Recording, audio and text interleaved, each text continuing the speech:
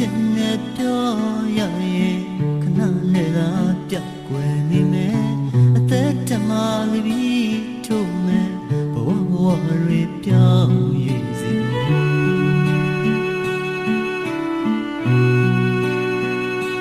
ချစ်သူရဲ့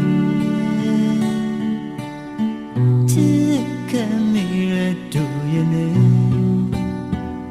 မပြောနဲ့တော့